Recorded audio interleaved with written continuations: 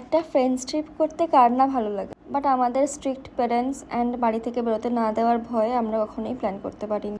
But আজকে যেন হঠাৎ করে একটা ফ্রেন্ডস ট্রিপ হয়ে গেল। আসলে আমাদের এই গ্রুপের একজন বান্ধবী ঝাড়গ্রামে ছিল গৃহপ্রবেশ, আর যেহেতু একদিনেরই যাতায়াত ছিল, বাড়ি থেকে আনএক্সপেক্টেডলি পারমিশনও পেয়ে গেলাম। তো চলো আমাদের শর্ট ট্রিপটা শেয়ার করা যাক। ভোর ভোর স্নান টান করে আমরা 5:30টার ট্রেন ধরে চলে গেলাম ঝাড়গ্রামে।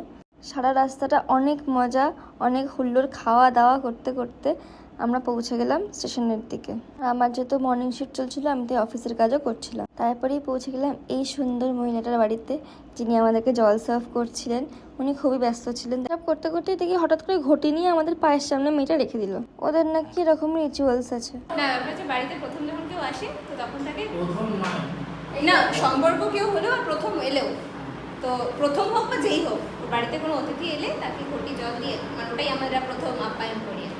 ঘটি জল দেওয়া হয়, বা যদি কেউ বড় ধর বয়সে, তাহলে আমি তাকে প্রণাম করবো, সে আমাকে প্রণাম করবো। হ্যাঁ, শুনলে বেশ ইন্টারেস্টিং রিচুয়াল। তারপরে মহারানী রেডি হয়ে গেলেন, খুব দায়িত্ববান এবং বাড়ির বড় মেয়ে লাগছিল।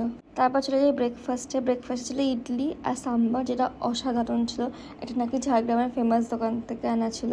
তো এখানে সব সাটিয়ে ফাটিয়ে আমরা চলে গেলাম ভোগ প্রসাদ খেতে। সারাদিন ধরে আমরা অনেক আড্ডা মারলাম, অনেক মজা করলাম, বাট একজন মিসিং ছিল, ঋত্বিকা।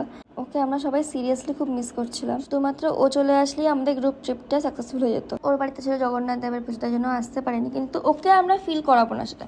আমরা এখান থেকে গিয়ে আমরা ডিসাইড করেছিলাম ওর বাড়িতে প্রসাদ খেতে যাব। আসলে আমরা কাউকে আশাহত করি না। যাই হোক, চলে যাই লাঞ্চের দিকে। এখানে ছিল ভেজিটেবল চপ, কাসন্দি, এটা ছিল পনিরের কিছু একটা আইটেম, পনির আর ছোলার। এটা ছিল পায়েস, ঝাল ঝাল আলুর দম। এখানে ছিল ভেজ ফ্রাইড রাইস। তারপর এখানে ছিল চাটনি, স্যালাড আর অনেক পাঁপড়। ও, রসগোল্লাটা কেন মিস করে যাচ্ছি। তারপর লাঞ্চ সেরে আমরা সবাইকে টাটা বলে চলে যাই বাড়ির পথে। সরি, বাড়ির পথে না, ঋত্বিকার বাড়ির পথে। ওখানে গিয়ে আমরা এতগুলো ভোগ প্রসাদ খেয়ে ফাইনালি আমরা দিনটাকে শেষ করি।